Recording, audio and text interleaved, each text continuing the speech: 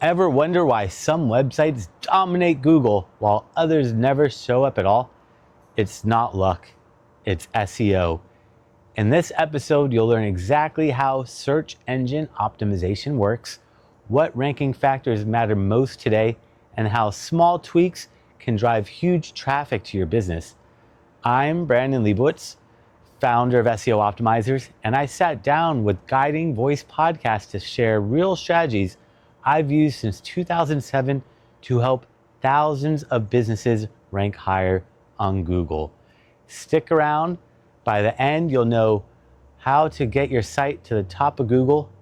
For the past 14 years, he has been helping websites rank higher on Google using SEO strategy. He has helped hundreds of websites rank for hyper-competitive keywords that convert into sales and leads. He received Bachelor's of Science in Business Marketing from California State University of Long Beach. Brandon Leibowitz runs and operates SEO Optimizers, which is a digital marketing company that focuses on helping small and medium-sized businesses get more online traffic, which in turn converts into clients, sales leads, etc. He got started in digital marketing long back, like way back in 2007, after graduating from college. In today's episode, let us chat with Brandon Leibowitz. And today we are going to discuss a very important topic, which is getting started with SEO, search engine optimization. And we are pleased to have Brandon part of the Guiding Voice journey in shaping the careers and lives of millions across the globe. Brandon, welcome to the Guiding Voice. It's so nice to have you here. Thanks for having me on. I'm looking forward to sharing some knowledge and tips about SEO. Absolute delight to have you. And Brandon, let's get started. Maybe you can start sharing the top 3 things that have helped you so far in your professional journey. Yeah, the first was the first job I got out of college. They wanted me to do digital marketing and didn't really know much about that. And they said, don't worry, we don't know much about it either, back in 2007. And they hired me and took me to classes and workshops and kind of let me learn alongside with them. And that really got me started to realize that I could do this, work full time, and also kind of pick up clients here and there and do freelance work and build up my own clientele and my own business and build it up and build it up. So that was definitely one really big thing, or the biggest thing, is getting involved with that back in 2007, and then just kept going with it ever since. But that really helped out, reading up and just trying to read as much and test as much as possible, because you can read a lot, but if you're not testing and trying things out, you don't really know what's working or what's not working. So don't just read, you got to actually take action. That's a big thing that a lot of people will read and read and read and then maybe take some action, but you really got to fully go in. And then getting a mentor, something else that really helps out a lot, is finding someone else that's not necessarily in your industry, just someone else that's willing to share some knowledge and help you out along your growth as a business owner, because they'll save you a lot of time and headaches and show you what's worked and what's not worked for them. Excellent. So you started without knowing what digital marketing is all about. And now I'm really curious about the history of search engine optimization. So can you shed some light around SEO? How did it all start and how does it work? Yeah, SEO is search engine optimization, and that means optimizing your website for the different search engines.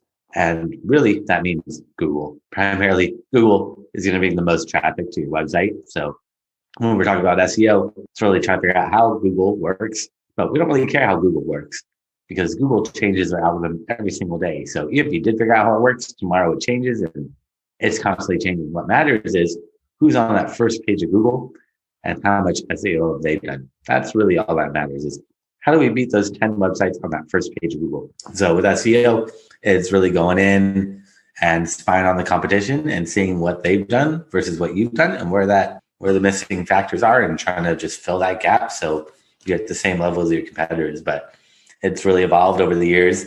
It's changed a lot, but for the most part, it's still based on some core features, which is having good quality content on your website. And that's really important. And having backlinks, getting other websites to talk about you. The more websites that talk about you, the more trust Google has. And then Google looks at the keywords on your website to figure out what keywords to rank you for. But it doesn't work the other way around. Without getting backlinks, it's pretty much impossible to rank on Google. Yeah. Makes sense. What's the benefit for businesses by using this search engine optimization? You mentioned one important point. Other businesses or other websites should link to your content. That way, Google knows that, okay, this is something which is most widely searched and it pops up in the results page, right? So how does it help in the overall business landscape? Yeah, you got to get other websites to link out to you or to talk about you, which is kind of tricky. Like, how do you get other websites to talk about you? But there's a lot of different ways. But nowadays it's really quality, not quantity. So in the past, if you had 100 backlinks and one of your competitors had 200 backlinks, they would rank higher than you. But now it's really the quality. So we want to find quality websites. And to Google, what's a quality website? Well, quality website is a website that's related to you.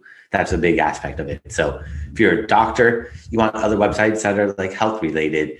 If you're selling soccer cleats, you want stuff related to fashion and sports and clothing and things like that. So you got to find sites that are related to you. And the best way to do that is just finding other websites that are similar to what you're doing and trying to build relationships with these websites and seeing if you could offer them a blog post or an article or do a press release or sponsorship or a video review or a testimonial or whatever needs to be done to get you to, or to get them to link back to you. There's a lot of different ways to do it, but the best way is just find the competition. There's different tools that you pay for, such as Ahrefs or Moz or Semrush, where you pay for these tools and you can put anyone's website in there and see all of their backlinks. And then one by one, you can start reaching out to all those sites and trying to figure out which sites are good and try to see if you can get them to give you a backlink. Because if they're linking out to your competitors, they more than likely will link out to you if you approach them in the right way. Great.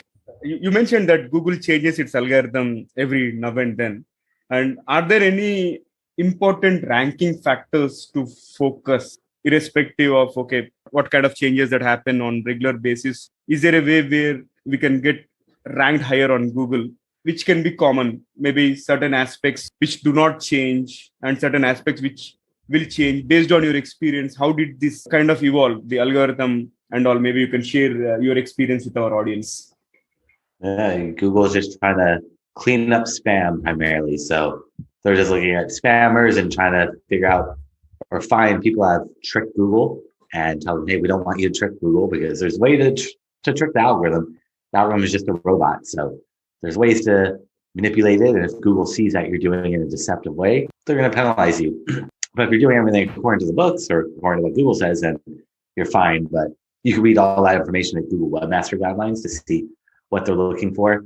But yeah, their algorithm's changing pretty much daily. But for the most part, it's not really changing the core functionality, which is really backlinks are such a big part of how Google started. And still to this day, it's a big part. It's changed a lot over the years how they look at backlinks, but backlinks are still a big ranking factor for Google's algorithm. So that one is such an important one. And you have to be very careful with the backlinks, because Google puts out a lot of penalties for people building low quality, spammy backlinks, where if you like go on Fiverr or something like that, where anything where it's too good to be true or too cheap, it's probably for a reason. And you have to be very, very careful with the backlinks, because if you build the wrong type of backlinks, instead of ranking higher, you're going to drop down, which you don't want to happen.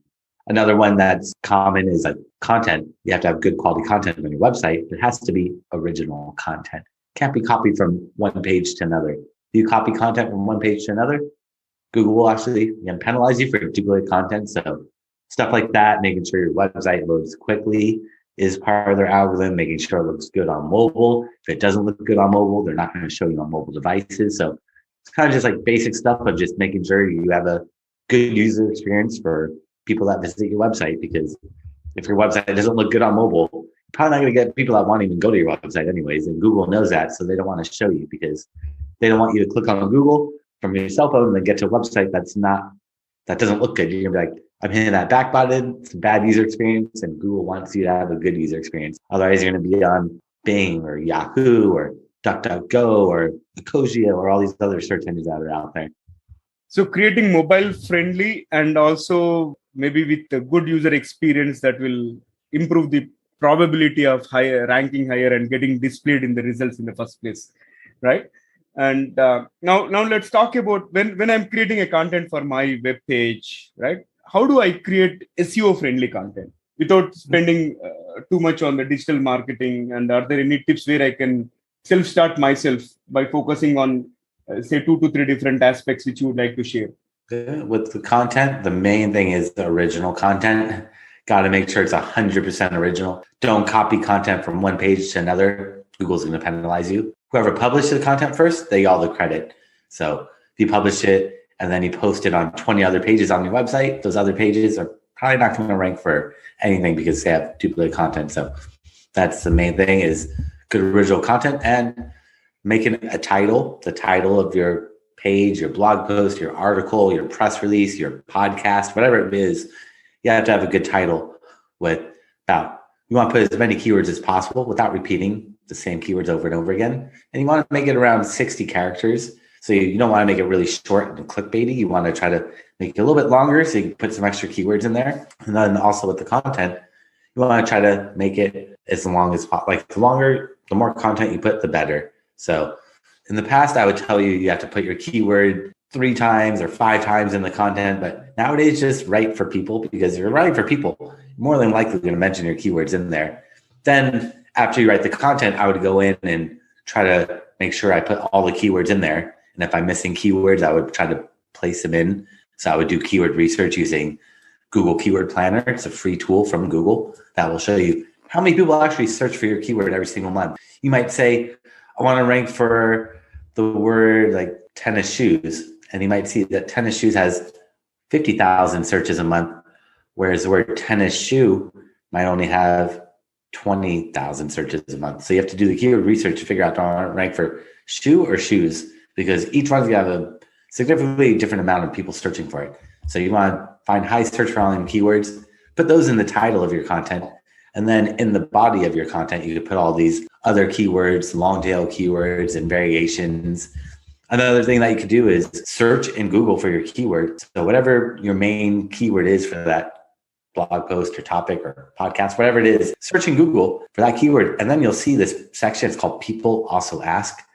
So in there are a bunch of questions that are high search volume phrases that people search for all the time. So if you take that People Also Ask section and take those questions and incorporate that into your content somehow, if you take the questions and just put them there exactly how they are verbatim, and then answer them with your own unique perspective, you will potentially get in that People Also Ask section. But that's also high search volume content that a lot of people search for. So that's going to draw new eyeballs and be a good user experience, because if people are searching for all this, it should be on your website or on that page. So that's another little trick. Also, you need to interlink the pages. That's really, really important too, is linking your pages together. So someone's reading your blog post and they get to the very end of it. They're just like, all right, I read that blog post. What do I do now? Do I leave a comment? But in the blog post should be clickable links that point to other pages, other blog posts on your website, because you want people to click on those and read more content. But also Google follows those links on your own website as internal links, as kind of like a roadmap. And you're just building backlinks to your own pages and helping that SEO link juice just flow from page to page. But those are the more important things with content. I mean, there's a lot that goes into it, but if you do those things, you'll definitely be further ahead than most people. Great tips, sir. Thank you so much for sharing them, Brandon. Now let's talk about the difference in the algorithm. Is the Google algorithm different from YouTube? And vis-a-vis, how Bing versus Yahoo algorithms work? Like if you could provide some brief insights. Yep. So all their algorithms are different, but the thing is, well, Google has their own algorithm. If you search on Yahoo, it's not Yahoo anymore. It's actually Bing that shows the results.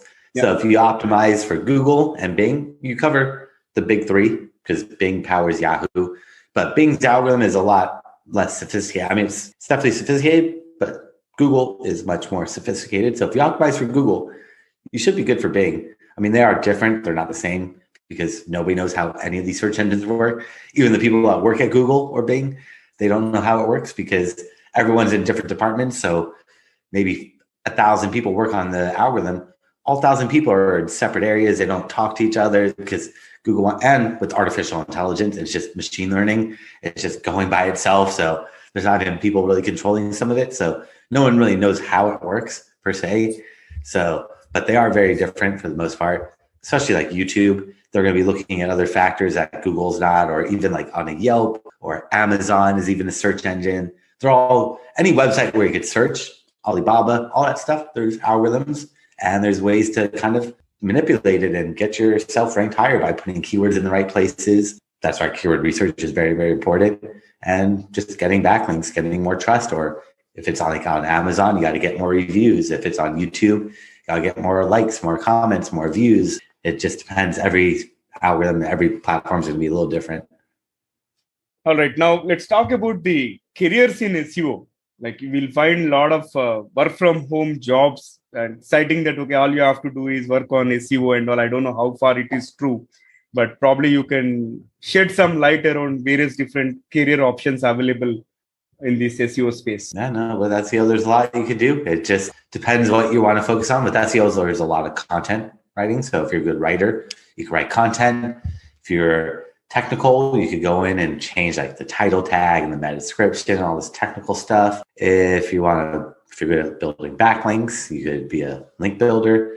So there's a lot of different areas, or you could just try to do it all and be a freelancer, and you could go to local businesses in your area and say, hey, I do SEO and I was wondering if you'd like help with your business to get ranked higher on Google. And then you would show them like a portfolio or websites that you worked on, say like, here's all the sites I've worked on and here's what I could do for you. And that's a great way to just become your own boss, and you don't even have to work for other people. You don't have to have other people telling you do this or do this. You could just be your own boss, set your own hours. But I always worked full time doing SEO for probably about 10 years before I quit my job. So I was always working full time, doing SEO for different companies or advertising agencies. And then I get home and then I would work on my own clients. So I'd be able to just get some extra passive income, or not passive, but some extra income by doing SEO for freelance for clients. And then over the years, I really just started focusing more on building my freelance business up so I could quit my job and just really focus on that solely and not have to go in and clock in or work at an advertising agency or work for anybody else. It's really just setting your own hours, which is the nice part. It just takes some time. You got to build up your reputation and build up that portfolio of websites that you've worked on. But once you've done that, you can just go anywhere to a local business, local restaurant, and ask them, hey, do you want to be on Google? And do you want that free traffic? And most of the time, they're going to be open to it. And it's a win-win. Like you are practically applying something what you learn, and businesses can also benefit, and you're testing waters while you currently are on the job and later get into a full-time profession. Yeah, wonderful tips. So Brandon, this has been kind of serious conversation. We spoke about search engine optimization and difference between various search engines and how to rank higher on Google and as well as Bing and all, and also careers in search engine optimization. But let us lighten up the mood of our audience. Okay, if you're okay, I'm going to kick off a quick rapid fire round wherein I'm going to ask you a few questions and you can answer them very crisply, 1 or 2 words. If you're okay, let's get started. Yeah, no, sounds good. Wonderful. All right, let me fire the first bullet. Can you share with our audience what was your childhood fantasy? To have my own skateboard company or be a professional skateboarder, probably. Yeah, be a professional skateboarder. That was. All right. So what was your favorite book? Like The Power of Now is a really good book that keeps you in the moment. Yeah, I'm going to read that. I came across the title about a year and a half ago. Yeah, I heard a lot of positive reviews.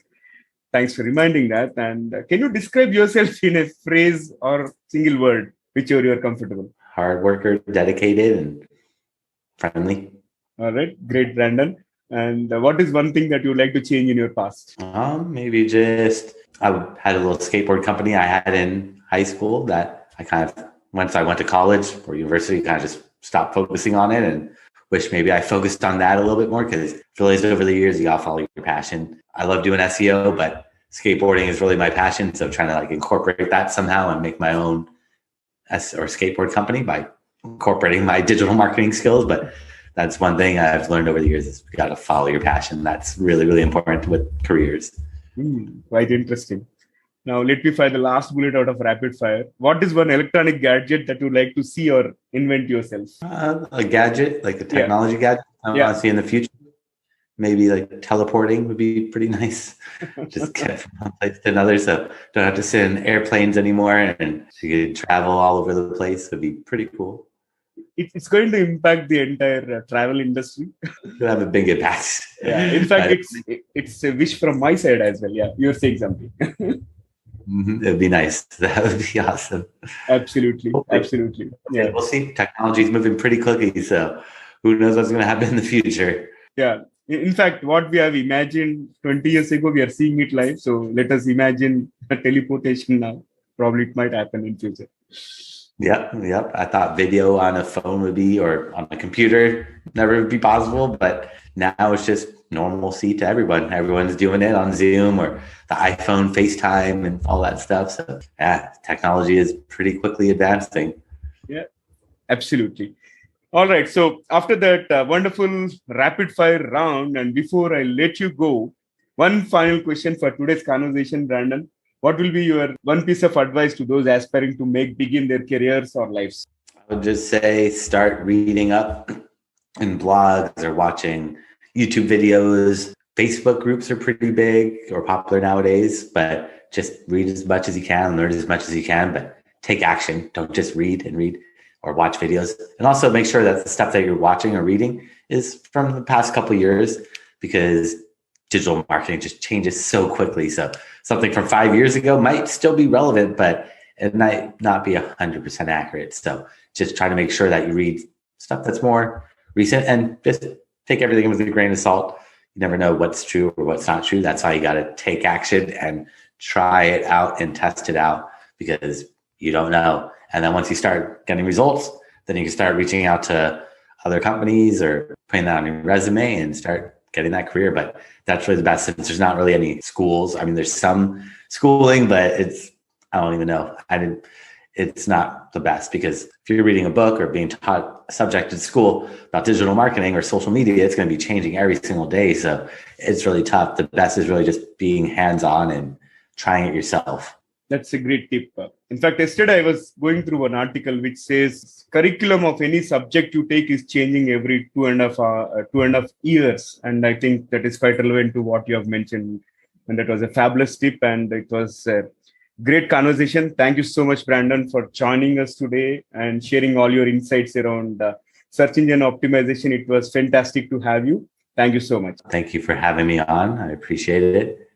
Now, let's cruise into the trivia segment of today's episode. And today's trivia is about, again, search engine optimization. As per the studies, 75% of the search engine optimization is off page, and only 25% of it is on page. And for this, if you observe the details, there are two key elements to improving the search engine optimization. In fact, these complement to it, like attracting the links and making your content relevant for the people that are searching for. These elements are known as off page, which means they are on somebody else's site, and on page, which is on your site. So it is important to make your content relevant by including the words you are hoping to rank for key areas of your page. This technique only takes you so far, but you should also focus on creating content others want to link, because search engine will view these links as oats, telling the search engines that your site is a valuable one for people searching for an answer.